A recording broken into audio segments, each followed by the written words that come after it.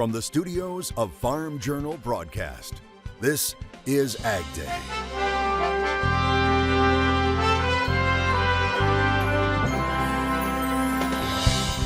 Preparing to plant.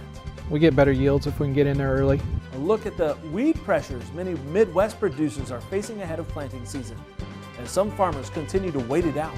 Still very slow going in production areas east of the Rockies. Even as tensions rise at West Coast ports. If the U.S. meat industry, if the U.S. poultry industry is harmed in any way, that's going to have a detrimental impact. What an ongoing contract dispute means for producers right now on AgDay.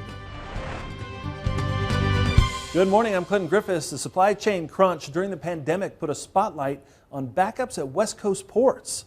But a new report shows a major shift when it comes to U.S. ports. Now, that data shows that as of April 11th, 36% of imported goods arrived through West Coast ports. That's down from 42% in the second half of last year. Now, the East Coast takes in 64%. This is according to 4Kites, a logistics visibility platform.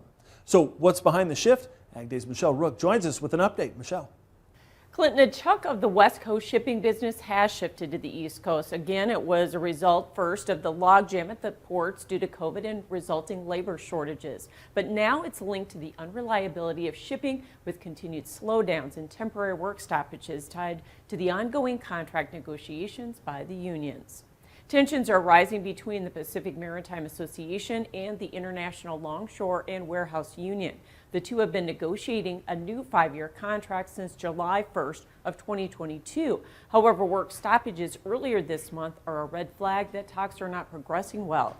The current contract doesn't apply to bulk grain and soy exports from the West Coast. Those are under a separate contract. But what it does impact, this contract negotiation along the West Coast is the agricultural shipments that are occurring via container. And one of the most notable examples of that is the meat industry. A lot of meat exports and poultry exports from the United States are loaded into refrigerated containers, and then they make their way to customers primarily in Asia.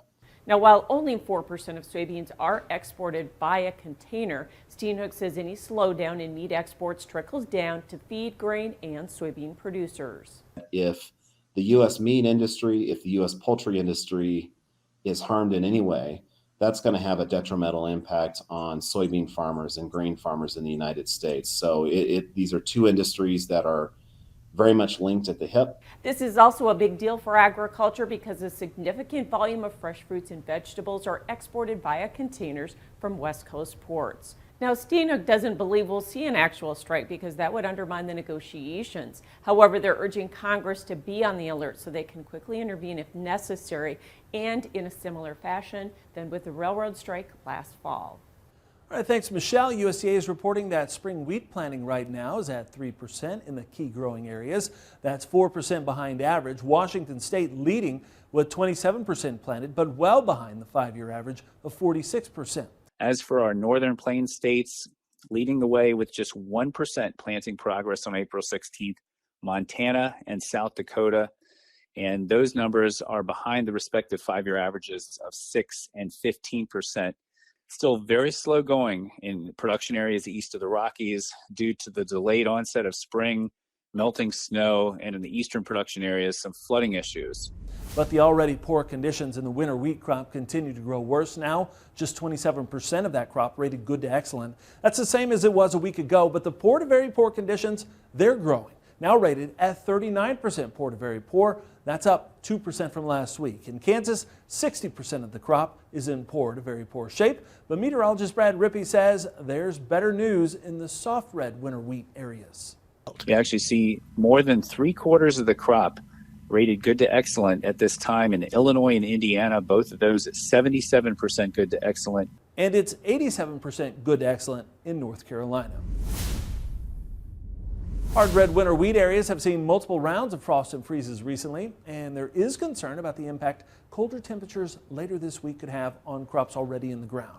Meteorologist Matt Engelbrecht has the very latest.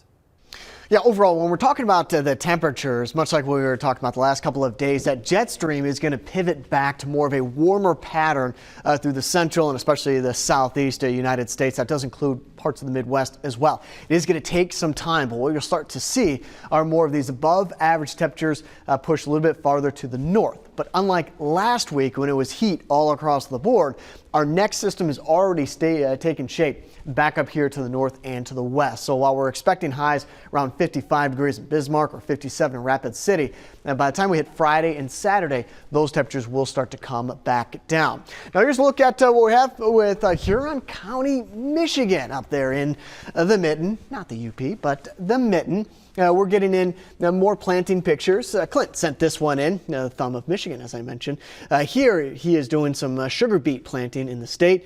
He said he was off to a good dry start. Now I'll have more on that forecast. We're talking a little bit more about the temperatures, but more on the rain and what that means for some planting, not in the short term, but in the long term coming up in just a little bit. Argentina grain inspectors on Monday launched a 24-hour strike that halted shipments at key river ports. Reuters reporting the strike occurred in farm transport hub Rosario. The union says they are protesting rules that limit the number of terminals operating at a port in the city of Buenos Aires. They're also unhappy about high taxes applied to workers' salaries. Now, it was reported the strike shut down all the ports in Rosario, preventing ships from being loaded. Argentina is the world's top exporter of soybean oil and meal. More stoppages are planned throughout the week. Solar farms could soon be home to a bunch of bees. The Center for Rural Affairs looking into the merger of solar power and agriculture, which is known as agrivoltaics.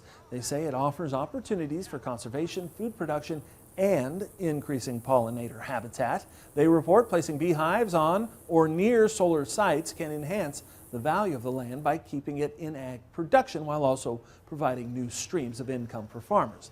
The nonprofit adds that when solar panel fields are planted with native and non-invasive vegetation, the land can serve as a critical habitat for bees, monarch butterflies, along with other insects, birds, and animals. Now, it says developers and landowners should work together to draft a contract before moving forward with any project. It was a mixed day on commodity markets, but oil prices and soybean oil were both higher. We'll have details coming up next. And later, planters are rolling in some places, but in others, it's a waiting game. We'll see how farmers in Iowa are getting ready as they wait on weather in the country.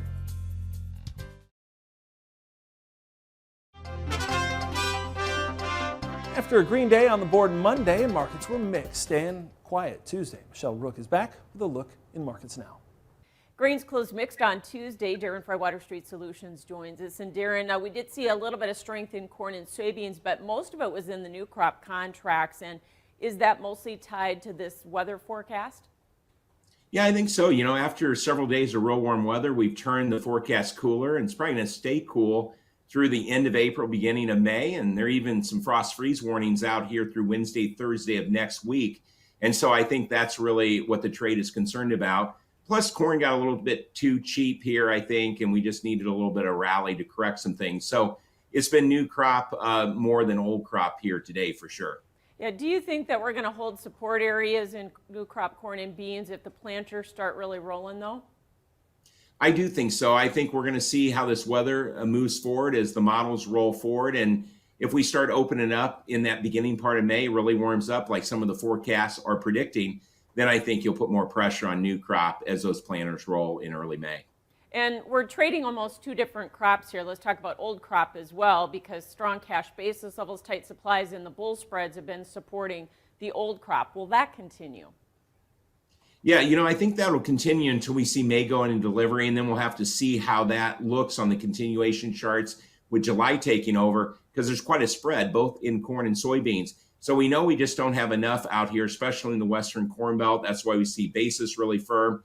And it'll be interesting to see as May rolls off and July takes over, does it resume its uptrend and take over where May prices are? Or is this the beginning of new crops going so well, we pull old crop down? And that'll be the thing we need to watch as we enter the middle of May. And we kind of ignored the tough crop ratings and the weather. It seems to be ignoring that. And it's a lot about this spread trade, isn't it? it is about a spread trade right now. And I think also it's about whether the corridor will stay open or not. There's a lot of chatter about that. But really, Russia's got a huge crop and more to unload on the world. And so we'll see what happens. But conditions aren't going to improve out west. The Kansas City crop is in trouble. And I don't see any drought relief coming. Really, this is kind of a year where it might be a lot like last year. It's going to be another drought that's something to write home about. Yeah, and right now demand in the Russia crop continue to be a headwind there. Thanks so much for joining us, Darren Fry, Water Street Thank you. Solutions, and full analysis at agweb.com. We will have more AgDay coming up. For marketing strategy specific to your operation, contact Water Street Solutions at 866-249-2528 or online at www.waterstreet.org. Got equipment to sell privately but tired of scams and hassles? Visit MachineRepeat.com and click Sell Mine. MachineRepeat.com, the simple and secure way to buy and sell equipment online.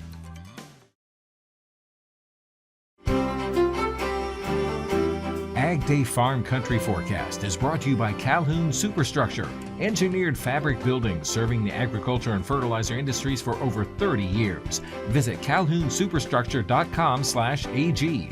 That's CalhounSuperstructure.com/AG.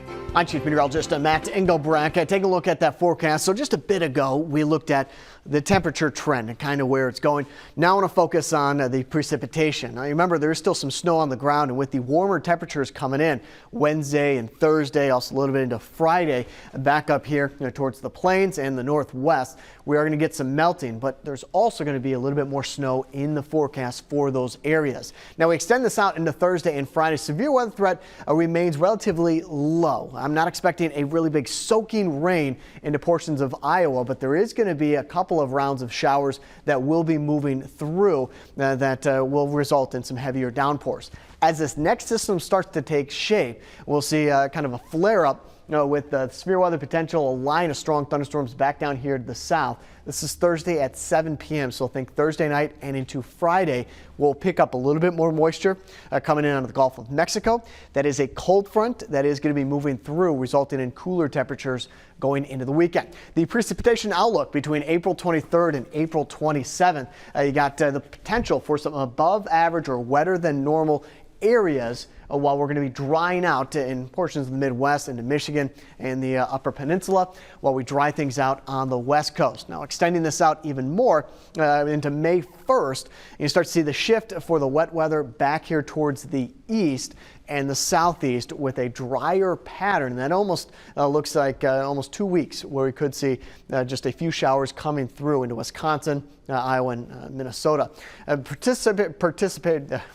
Precipitation outlook is mainly having to do with rainfall at this point. There still could be some snow around. Precipitation estimate, so again, this is going through the near term into our Thursday and Friday. Start to see that area that we just looked at into Iowa and also Minnesota flare up with that line moving from the west to the east. Cadillac, Michigan, we got some rain in the evening, high around 50 degrees, low of 38. Athens, Georgia, sunny, high around 84 degrees, low of 53. How about Alexandria, Louisiana? Partly cloudy, high of 84 and a low of 60 degrees. Pork prices are under pressure. Up next, we'll take a hard look at why. And later, preparing to plant as farmers wait for the weather to cooperate in Iowa. Today in the country.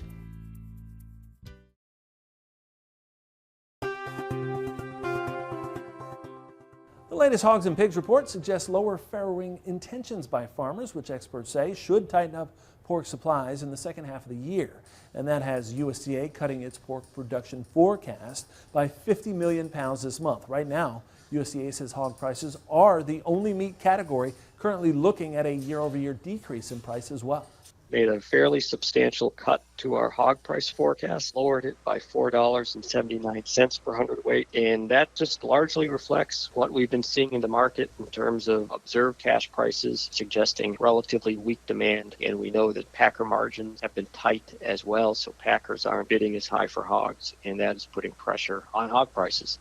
Now, the National Pork Producers Council releasing its second quarter pork industry economic update, saying that pork production increased 2.3% through the first quarter, with USDA now projecting a 1.4% annual increase in pork production this year. Meanwhile, in China, first quarter production was nearly 2% higher than a year ago and the highest in 5 years.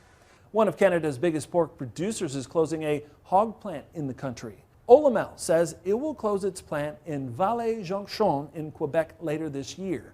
That would put nearly 1,000 people out of a job. Reuters reporting North American pork processing plants are facing high costs due to inflation along with increased grain prices. Olamel saying in a statement that losses in the fresh pork sector are jeopardizing the entire company's profitability. Now, earlier this year, Olamel announced the closure of 2 other plants in the country. And an update on a pig attack on a farmer in North Dakota. Officials now saying it wasn't a wild pig that attacked the farmer, but a stray domestic pig. The Nelson County Sheriff's Department sharing these pictures of the pig they report trying to attack the farmer near Tolna several times. They say the pig was put down. USDA's Wildlife Services examined the carcass and made the determination that it was a domestic pig over the weekend. Now, although authorities say this pig was likely an escaped farm pig, feral swine have occasionally been reported in the state in the past and have recently been reported in neighboring states. As weather cooperates, planters are now rolling. We're off to Iowa, where some farmers are still in the preparation stage while waiting on snow to melt and fields to dry. That story next. Your next piece of equipment is on MachineryPete.com. Search equipment from dealerships across the country to find what you're looking for. Only on MachineryPete.com.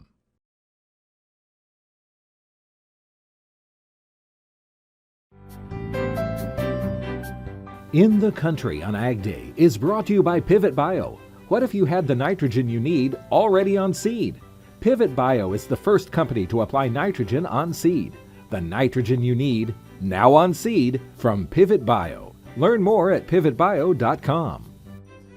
USDA says 8% of the nation's corn crop is planted. That's 3% ahead of normal. But some farmers are struggling to get started as they continue to wait for snow to melt. Farm Journal's Tyne Morgan has the latest from Iowa, where farmers may need to be more aggressive in combating one of the Midwest's toughest to control weeds.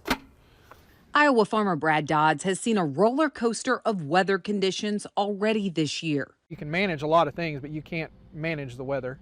From drought in western Iowa to saturated soils in the eastern part of the state, Iowa farmers are seeing it all. I'm finding that a lot of conversations I'm having with farmers are that it's actually drier than they thought it would be coming out of such a wet winter as we seem to have. We had a lot of snowpack, and it seemed like we had a lot of freeze and thaw cycles. Anderson says even if planting is pushed back due to rain, weed control needs to come first. I know it's so tempting to, if we get delayed, we need to get out there and get everything planted. And if we can get out there with a herbicide pass before the crop is up, that's probably okay. But in a lot of cases, we still need to be thinking about that timeline and making sure those weeds are taken care of first. Check out these pictures a farmer captured last year. The first half of his field saw a pre-emergence, but then he was rained out. And so as you can see, the half that didn't get that early application of herbicide is one that turned into a nightmare for weed control. The goal in my mind is that those pre-emergent products are really setting us up for the best possible growing season that we can have, regardless of what the weather is that comes after that. Dodds says they spray as early as possible on their farm. Things have changed immense in the last, I would say, 5 to 10 years, where you did wait. Now with a lot more pre-emergence options, we do go out early. Another change is Dodds' decision on what to plant first. A big thing is, we've changed how we plant. It used to be wait on soybeans, do your corn first. Now we're doing both at the same time. We found out quite a bit of a yield advantage to planting your soybeans early, so we need to be getting a pre-emergence down. He says changes to their chemical program were also spurred by another change on their farm. We do minimum tillage. We stale seedbed our soybeans, strip till our corn.